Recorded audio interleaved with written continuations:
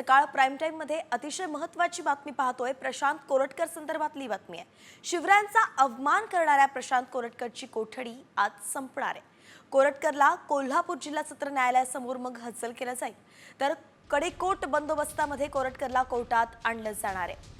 कोरटकरच्या कोठडीत आणखी किती दिवस वाढ होते याकडे सगळ्यांचं लक्ष लागलंय।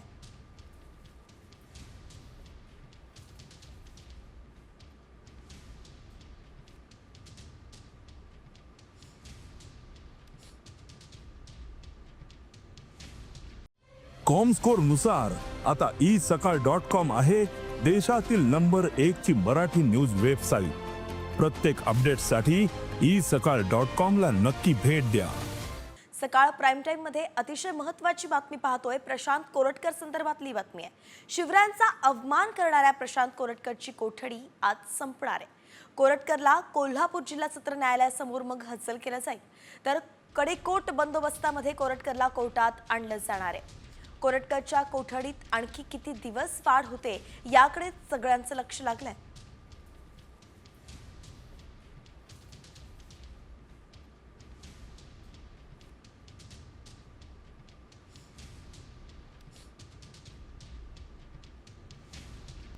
आणि यानंतर आता इतरही राजकीय बातम्यांचा वेगवान आढावा घेऊयात न्यूज पॉइंट 20 च्या माध्यमातून।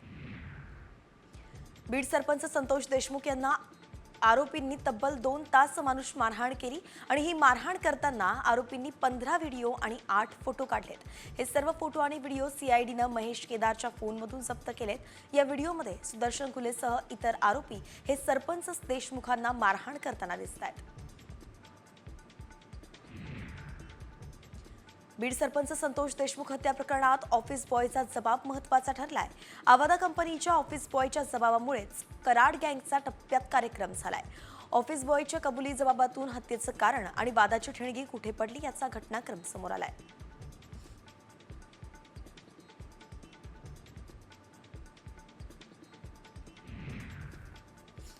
बीड सरपंच हत्या प्रकरणात सर्वात जास्त म्हणजे 19 पुरावे स्कॉर्पिओमध्ये आढळून आले होते आणि याच काळ्या स्कॉर्पिओ गाडीचा फॉरेन्सिक तपासणीचा अहवाल साम टीव्हीच्या हाती लागलाय। ही स्कॉर्पिओ गाडी आरोपी गँगचा म्होरक्या सुदर्शन घुलेची आहे।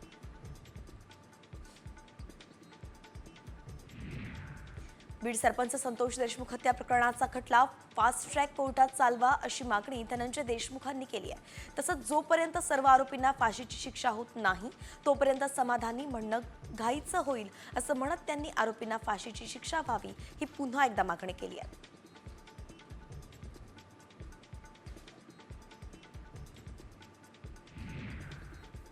सुदर्शन घुलेची कबुली म्हणजे वाल्मिक कराडसाठी पळवा टेका असा सवाल सामाजिक कार्यकर्ते अंजली दमानी यांनी केलाय। तर घुलेनं पोलिसांपुढे कबुली दिली असेल तर ती तितकीशी ग्राह्य धरली जाणार नाही। मॅजिस्ट्रेट पुढे कबुली दिली असेल तर केस संपल्यात समाय असं दमानी म्हणाले।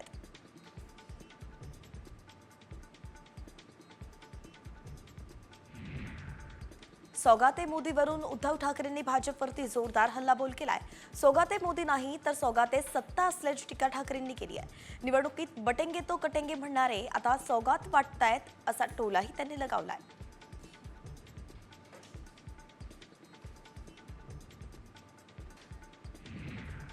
सौगाते मोदी किट वाटपावरून प्रकाश आंबेडकरांनी टीका केली आहे।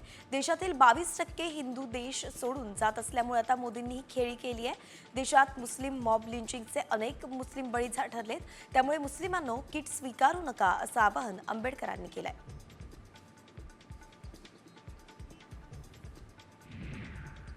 सौगाते मोदीवरून अबू आझमींनी सुद्धा भाजपवरती टीका केली आहे। भाजपनं एकही मुस्लिम मंत्री दिला नाही आणि सौगात वाटतायत। सौगातऐवजी भाईचाराच्या गोष्टी करा असं अबू आझमी म्हणाले।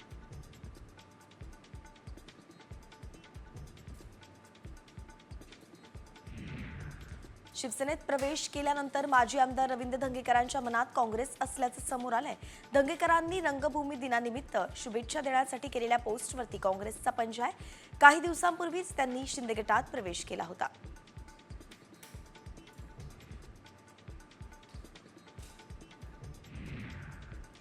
उपमुख्यमंत्री अजित पवार कोल्हापूर दौऱ्यावरती असताना जिल्हाधिकाऱ्यांवरती चांगलेच भडकलेत. उपमुख्यमंत्र्यांच्या ताफ्यात चांगल्या सुस्थितीतल्या गाड्या का नाहीत असा जाब अजित पवारांनी विचारला, तर ताबडतोब 2 नवीन गाड्या घ्या असे आदेशही जिल्हाधिकाऱ्यांनी दिले.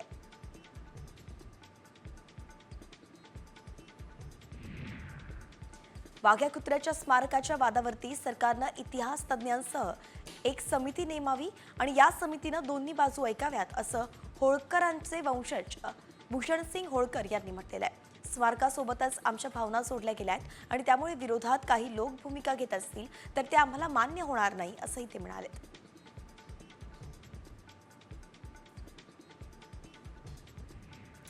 उपमुख्यमंत्री एकनाथ शिंदेंच्या व्यंगचित्राचं पुण्यात होल्डिंग लावणाऱ्या विरोधात आता गुन्हा दाखल करण्यात आलाय.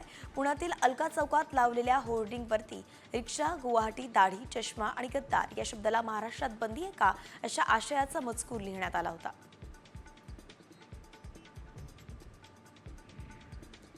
हिंजवडी आयटी पार्कमधील बस जळीत कांड प्रकरणी आरोपी जनार्दनला आता 29 मार्चपर्यंत पोलीस कोठडी सुनावण्यात आली आहे. रागातून हंबर्डीकरनं चालत्या बसला आग लावली होती आणि यात कंपनीचे 4 कर्मचारी होरपळून त्यांचा मृत्यू झाला होता.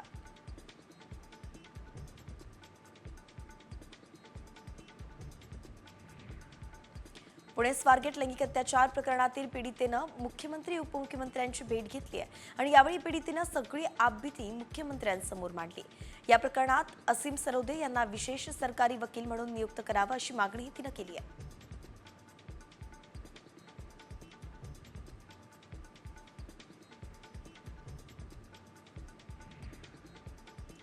आणि आता विद्यार्थ्यांसाठी अत्यंत महत्त्वाची बातमी आहे. डमी शाळांमध्ये प्रवेश घेणाऱ्या मुलांना 12वीची परीक्षा देता येणार नाही असा थेट इशारा सीबीएसईनं दिलेला आहे. डमी शाळांमध्ये प्रवेश घेतल्याच्या दुष्परिणामांची जबाबदारी स्वतः विद्यार्थी आणि त्यांच्या पालकांची असेल असं सुद्धा सीबीएसईनं स्पष्ट केलंय. विद्यार्थ्यांना वर्गात 75% उपस्थिती अनिवार्य आहे. पुढच्या शैक्षणिक वर्षापासून हा निर्णय लागू होण्याची शक्यता आहे.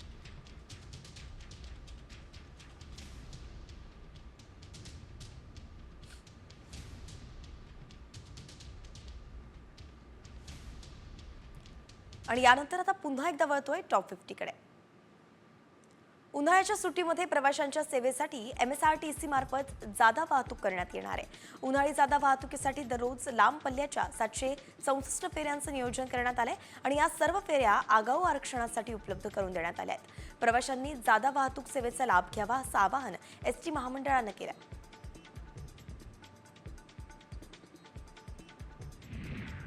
उन्हाळी सुट्ट्यांमध्ये वाढणारी प्रवासी संख्या लक्षात घेऊन मध्य रेल्वेनं विशेष गाड्यांची संख्या वाढवली आहे. आता आणखी 498 फेऱ्या वाढवण्यात आल्या आहेत. यामुळे आता एकूण 854 उन्हाळी विशेष गाड्या धावणार आहेत. लोकमान्य टिळक टर्मिनस पुणे ते CSMT वरून उत्तर, दक्षिण आणि पूर्व भारतातील विविध शहरांसाठी गाड्या सोडण्यात येतील.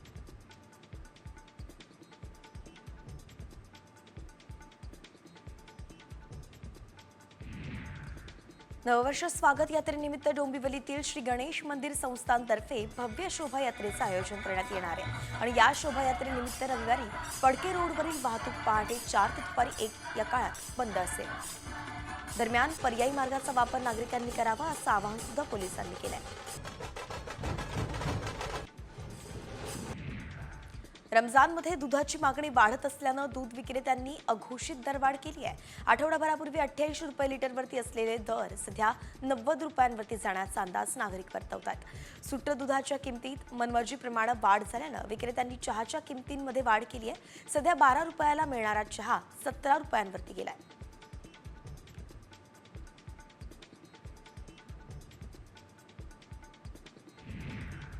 पुणे महानगरपालिकेत चालू आर्थिक वर्षासाठी सुमारे 2,229 कोटी रुपयांची रक्कम झालेली आहे. चालू आर्थिक वर्षासाठी महापालिकेनं 2,079 कोटी रुपयांची मालमत्ता कराच्या उत्पन्नाचं उद्दिष्ट ठेवलं होतं, तर महापालिकेनं ठरवलेल्या रकमेच्या 150 कोटी रुपयांचे अधिक उत्पन्न जमा झालंय. पुणे शहरातील वाहतूक कोंडी तब्बल 53% कमी झाली आहे, तर वाहतुकीचा वेगही 10.44% वाढलाय. ATMS, गुगल मॅप, नागरिकांच्या तक्रारी आणि सोशल मीडियाच्या माध्यमातून वाहतूक कोंडीचा अभ्यास करण्यात आलाय.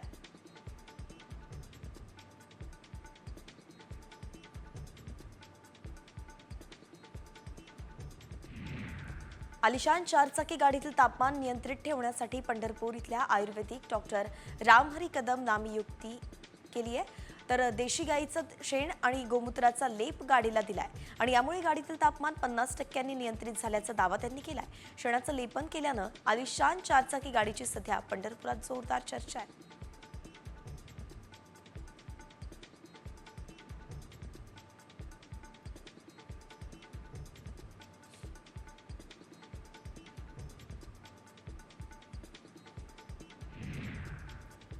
आणि आता एक मन हेलावून टाकणारी अशी बातमी आहे.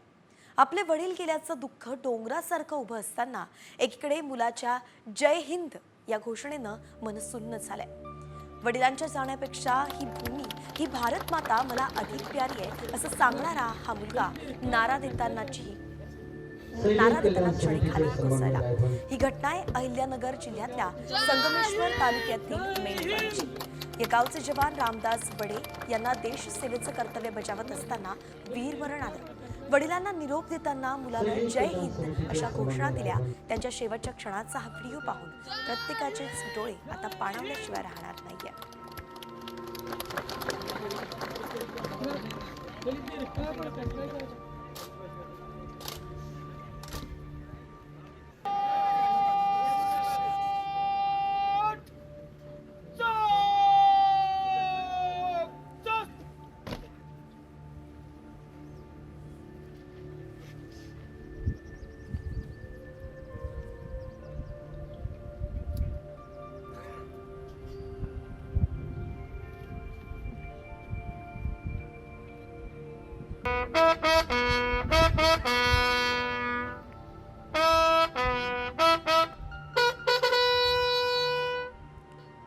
आणि यानंतर आता राज्यभरातील उर्वरित बातम्यांचा वेगवान आढावा. महाराष्ट्रावरती पुन्हा एकदा अवकाळी पावसाचं संकट ओढावण्याची शक्यता हवामानशास्त्र विभागानं वर्तवली आहे. पुढील 48 तास मुसळधार पावसाचा धोका असल्याचं स्पष्ट केलंय आणि हा अचानक होणारा पाऊस शेतकऱ्यांच्या फळबागा, भाजीपाला पिकांवरती फटका बसू शकतो. शेतकऱ्यांनी याबाबत दक्षता घ्यावी असं आवाहन सुद्धा प्रशासनानं केलंय.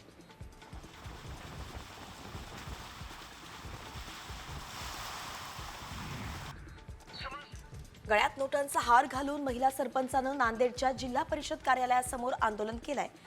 कामं मार्गी लावण्यासाठी जिल्हा परिषद कार्यालयातील अधिकारी आणि कर्मचारी पैसे मागत असल्याचा महिला सरपंच मुक्ताई पंचलिंगे यांनी आरोप केलेला आहे. तर मुक्ताई पंचलिंगे नांदेड तालुक्यातील इंजे गावच्या सरपंच आहेत.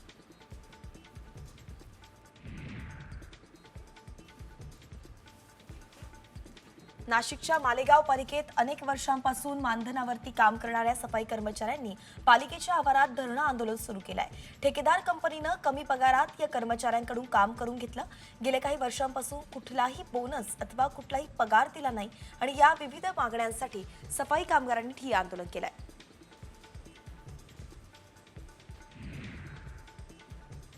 नाशिकच्या निफाडमध्ये 3 दिवसांपासून शिक्षकांचं आंदोलन सुरू आहे. 7व्या वेतन आयोग सेवा पुस्तकांची पडताळणी शिक्षण विभागानं केलेली नाहीये. त्यामुळे दिरंगाई करणाऱ्या सर्व कर्मचाऱ्यांवरती कारवाईची मागणी यावेळी केली आहे.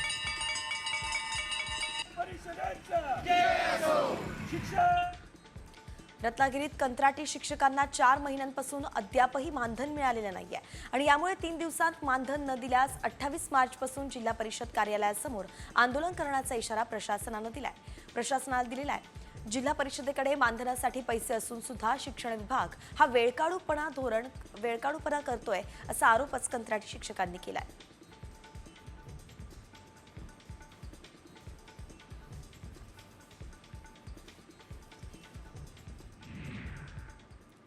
बातमी तुमच्यासाठी अत्यंत महत्त्वाची आहे.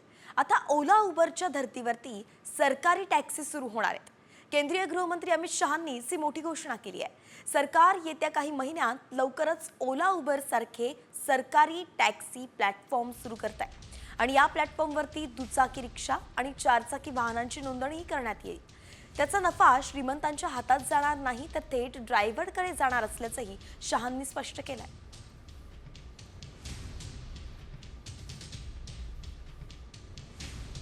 मान्यवर आने वाले दिनों के अंदर कुछ ही महीनों में कोऑपरेटिव बेसिस पर ओला उबर जैसी एक बहुत बड़ी कोऑपरेटिव सहकार टैक्सी आने वाली है जो 2 व्हीलर की टैक्सी का भी रजिस्ट्रेशन करेगी, जो रिक्शा का भी रजिस्ट्रेशन करेगी और 4 व्हीलर का भी करेगी और उसका मुनाफा किसी धन्ना सेठों के हाथ में नहीं जाएगा मान्यवर, वो ड्राइवर के पास जाएगा। इस प्रकार की हम कोऑपरेटिव लेकर आ रहे हैं। आणि यानंतर पुन्हा उर्वरित बातम्यांचा वेगवान आढावा। भात खरेदी हंगामात तालुक्यातील हजारो शेतकऱ्यांनी भात खरेदीसाठी ऑनलाईन नोंदणी प्रक्रिया केलेली आहे, पण भात खरेदी उशिराने सुरू झाल्यामुळे 31 मार्च पर्यंत नोंदणी होणं शक्य नाहीये। त्यामुळे आता बहुतांश शेतकऱ्यांनी आर्थिक कोंडी होऊ नये म्हणून आधारभूत भात खरेदीसाठी मुदतवाढ मिळावी अशी मागणी केली आहे।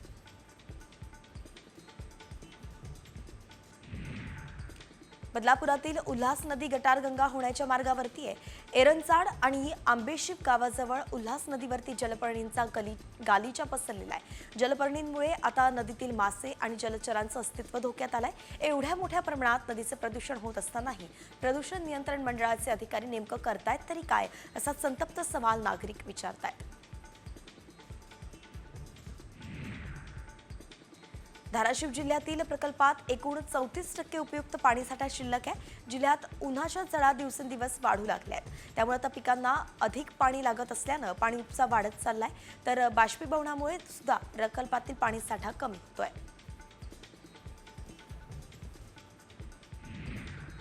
एसटीतील प्रवाशाला बस कंडक्टरकडून मारहाण झाल्याचा प्रकार समोर आलाय। तिकिटातील 1 रुपया मागितल्याचा राग आल्यानं प्रवाशाला मारहाण झाल्याची घटना हिंगोलीत घडली आहे। या प्रकरणी पोलिसांत गुन्हा दाखल करण्यात आलाय।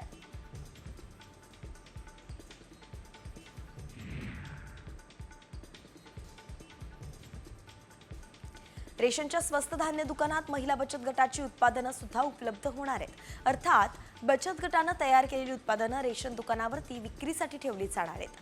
हा उपक्रम राबवणारा धाराशिव जिल्हा राज्यातला पहिलाच ठरणार आहे।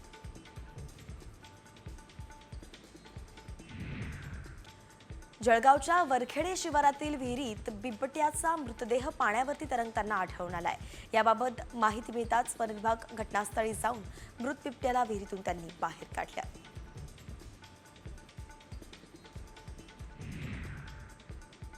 पालिकेने मुंबईत तब्बल 1084 रस्त्यांची कामं एकाच वेळी सुरू केल्यानं आता मुंबईत वाहतुकीचे 3 तेरा झालेत आणि या कामांमुळे धूळ प्रदूषणाचं प्रमाणही वाढलंय। शिवाय काम सुरू असताना रस्ते बंद केले जात असल्यानं वाहतुकीच्या समस्याही निर्माण झाल्यात। अनेक ठिकाणी कंत्राटदारांनी निकृष्ट काम केल्यामुळे 3.37 कोटींचा दंड ठोठावण्यात आलाय।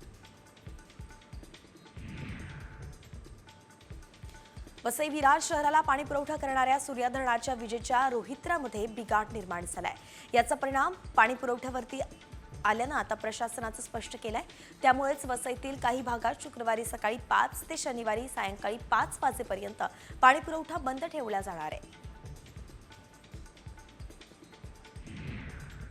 नंदुरबार शहरात सध्या घाणीचं साम्राज्य पसरलंय।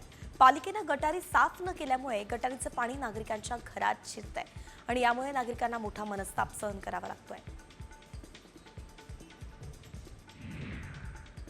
अलिबाग शहरातील जिल्हा रुग्णालयात पिण्याच्या पाण्याच्या फिल्टरमध्ये माती आणि अळ्या आढळल्या आहेत। यामुळे रुग्ण आणि रुग्णांचे नातेवाईक तसंच रुग्णालयाच्या कर्मचाऱ्यांचंही आरोग्य धोक्यात आलंय।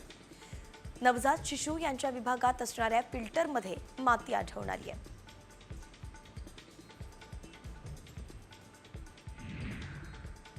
मुंबईच्या सांताक्रूजमध्ये आनंद सोसायटी समोर मोठा नाला असल्यानं नागरिकांना त्रास होतोय। पावसाळा जवळ आला असून नाले सफाई न झाल्यानं दुर्गंधीमुळे मच्छराचं प्रमाणही वाढलंय। बीएमसीला तक्रार करून सुद्धा या कामाकडे दुर्लक्ष करत असल्याचा आरोप नागरिकांनी केलाय।